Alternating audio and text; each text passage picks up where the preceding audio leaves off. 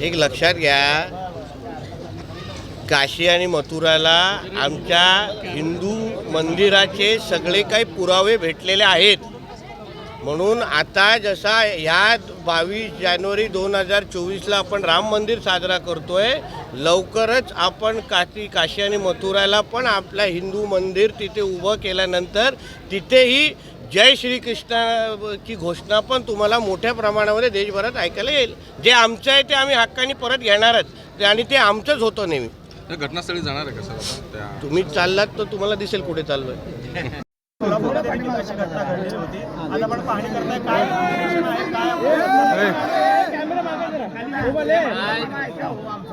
आणि आमचे प्रखर हिंदुत्ववादी विचार मांडणारे माझे विधिमंडळाचे सहकारी महेश लांडेजी आणि आमचे अन्य हिंदुत्ववादी विचारांचे आम्ही सगळेच कार्यकर्ते जी काही 22 जानेवारीला जी काही घटना घडली आणि आमच्या हिंदू समाजाच्या काही मुलांवर कार्यकर्त्यांवर जीवघेणी हल्ला झाला, त्या पीडित कुटुंबाला प्रामुख्याने भेटण्यासाठी आम्ही आलेलो संबंधित लोकांना मी स्वतः रुग्णालयाला जाऊन भेटलेलो आहे.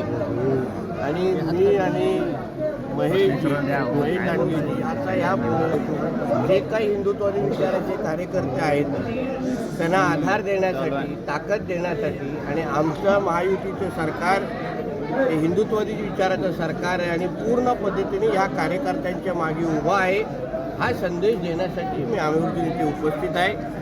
काही डिपार्टमेंटमधले सडके जे आंबे आहेत, सडके ज्यांच्यामुळे आमच्या आदरणीय देवेंद्र फडणवीस यांचं नाव खराब होत आहे, त्याहीबद्दल आम्ही पूर्ण माहिती घेतलेली आहे की कोणी काय मस्ती केलेली आहे, कुठल्या PIने कसं आमच्या कार्यकर्त्यांची आणि त्या पीडितांची वागलेलं आहे, कसं त्यांच्यावर हात उचललेला आहे. ही सगळी माहिती आम्ही आदरणीय देवेंद्रजींना गृहमंत्री साहेबांकडे पोहोचवल्यानंतर पुढे काय कारवाई करायची हे तुम्हाला निश्चित पद्धतीने दिसेल. साहेब, जे जखमी झाले त्यांची एक मागणी होती की ज्या पद्धतीने मीरा रोडला बुलडोजर देवा चालला त्याप्रमाणे सोलापुरात देखील चालवा अशी त्यांनी मागणी केलेली आहे. त्या संदर्भात काय आहे? ज्या अर्थी मी आणि महेशजी इथे आलेले आहेत, म्हणजे ट्रेलर आलेला आहे, आता पिक्चर बुलडोजर देवाचं दिसणार पुढे. लक्षात घ्या, हे ट्रेलर दाखवण्याचं काम आम्ही दोघांनी आलेलो आहे. माहिती तरी घेतली पाहिजे की बुलडोजर कुठे चालवला पाहिजे. आता यानंतर बुलडोजर देवा कुठे कुठे चालेल या त्या संबंधित लोकांना कळेल.